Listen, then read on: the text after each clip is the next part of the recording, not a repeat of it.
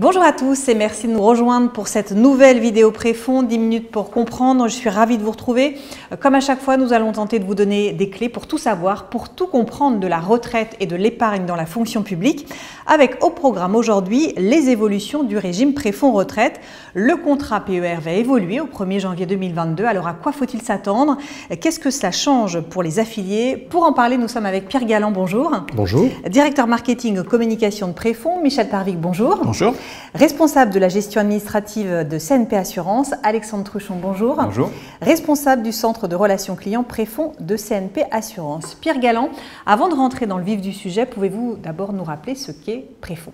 Alors Préfonds, c'est une association qui a créé il y a plus de 55 ans Préfonds Retraite, un régime de retraite supplémentaire facultative destiné exclusivement aux agents de la fonction publique. C'est un régime qui leur permet de se constituer un complément de revenus sûr et solide au moment de la retraite. Depuis sa création, c'est 480 000 affiliés qui ont fait ou font confiance à Préfonds. Et aujourd'hui, ce qu'on peut dire, c'est qu'un fonctionnaire sur deux qui a souscrit l'épargne retraite l'a fait chez Préfonds. Michel Tarvic, l'année 2019 a été marquée par une évolution importante en termes d'épargne retraite avec la création du PER. Qu'a-t-il réellement changé pour les affiliés?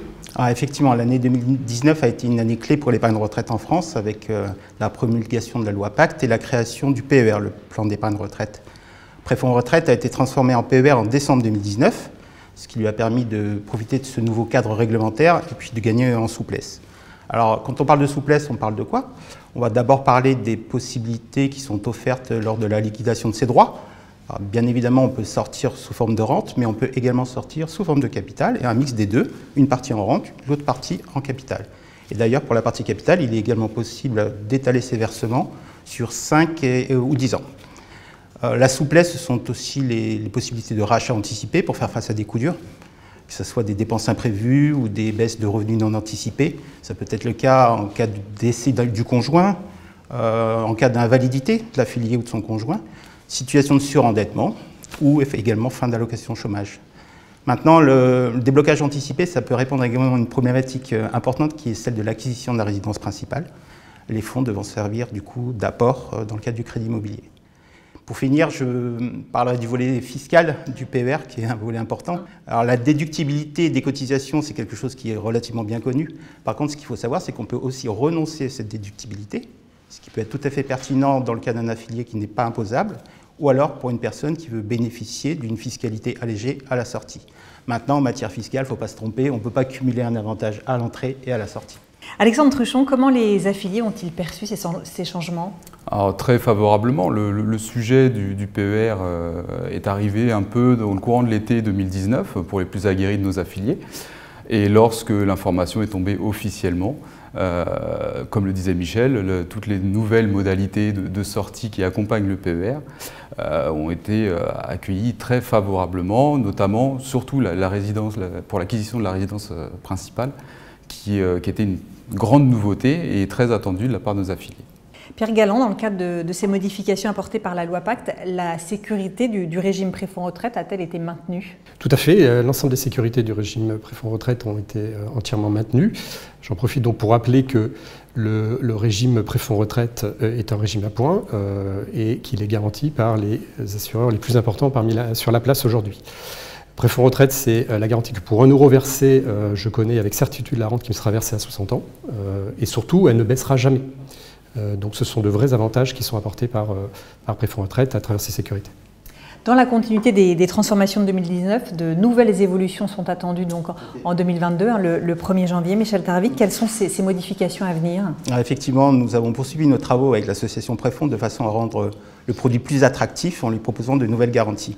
Donc, à compter de janvier 2022, il va y avoir la garantie d'essai qui va venir en substitution de l'option réversion. Alors, concrètement, de quoi il s'agit?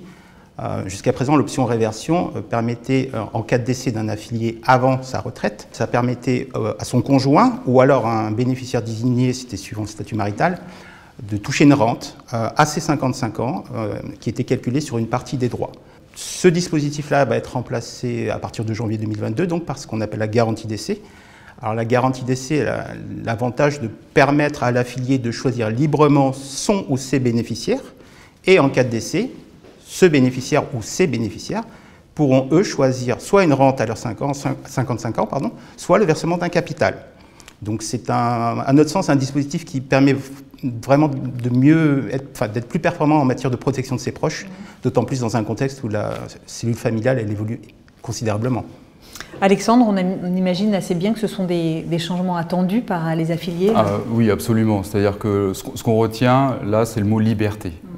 Sur l'option qui existait jusqu'à maintenant, il y avait quelques situations contraignantes, un seul bénéficiaire, le conjoint si on était marié, on rentrait dans des situations où, changement de situation maritale par exemple, où on devait nommer une seule personne. Quand on a plusieurs enfants, c'est compliqué. Demain, 1er janvier 2022, liberté, je peux nommer qui je veux pour une quote-part que je peux choisir à mon souhait. Pierre, cette nouvelle garantie, elle s'accompagne aussi d'une nouvelle politique en matière de frais applicables au régime préfonds retraite. Absolument, c'est une nouveauté 2022. Donc on a revu la structuration de nos frais, notamment sur versement, et ceci nous rend très compétitifs sur le marché aujourd'hui. Parmi les autres évolutions majeures, Michel Tarvik, il y a également la mensualisation des rentes. Qu'est-ce que cela va changer concrètement? Tout à fait, la mensualisation des rentes, c'est un sujet qui a été énormément sollicité par nos affiliés. Donc jusqu'à présent, jusqu'à la fin de l'année 2021 d'ailleurs, toutes les rentes qui sont liquidées se traduisent par des versements d'arrérage, donc des versements qui sont réalisés en fin de trimestre. À partir de 2022, toutes les rentes qui seront liquidées en 2022 se traduiront par des rentes versées mensuellement. Alors c'est un alignement sur le régime des retraites obligatoires qui va permettre, à notre sens, d'offrir à nos affiliés une gestion du budget plus optimisée. De leur budget mensuel, bien sûr.